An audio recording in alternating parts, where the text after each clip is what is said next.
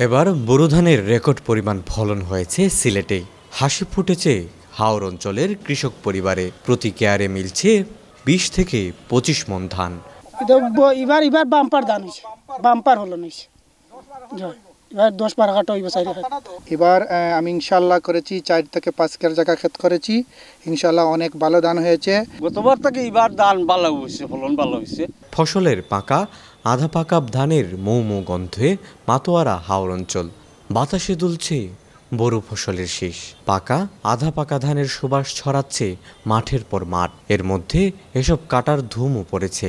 সিলেটের কামালবাজার এলাকায় গেলে এমন দৃশ্যই চোখে পড়বে সকলের। এবারের ধানের ভালো ফলনে কৃষকের চোখে মুখে হাসির ঝিলিক। আর কটা দিন সময় পেলেই ঘরে উঠে যাবে কৃষকের স্বপ্ন।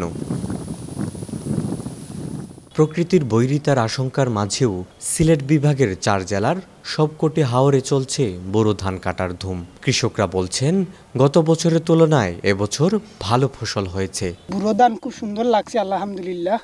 আর আমরাও করছি ক্ষেত, আমরা বাইনতেও করছই, আর দাদাইনতেও করছই।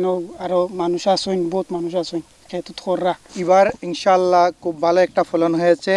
কয়েক দফা শিলাবৃষ্টিতে উল্লেখযোগ্য ফসল হানি না হলেও এই হাওরের অনেক জলধারা ভরাট হয়ে যাওয়ায় ফসলের জন্য পর্যাপ্ত পানি পাননি তারা, যার ফলে আশানুরূপ ফলন হয়নি।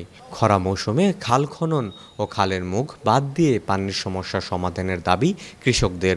আর আমরা এক সমস্যা আছে, বুড়ো ধানের ওইবার আগে ও যেন বা খাল একটা আছে রামপুর থাকি একবারে খাদুয়া পর্যন্ত। ও খালখানটা খনন যদি করতাম আমরা অসুবিধা মানে নিবারণ হইল না।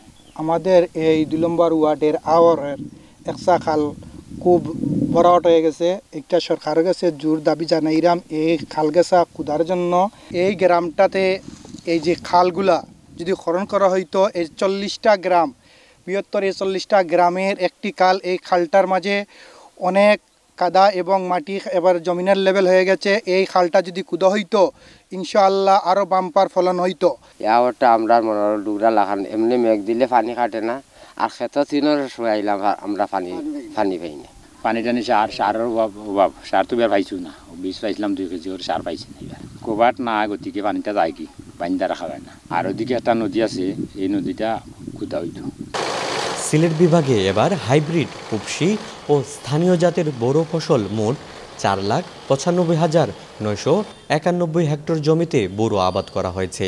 এবছর সিলেট বিভাগের ৪ জেলায় ৪,৯২,৯৭০ মেট্রিক টন চাল উৎপাদনের লক্ষ্যমাত্রা ধরা হয়।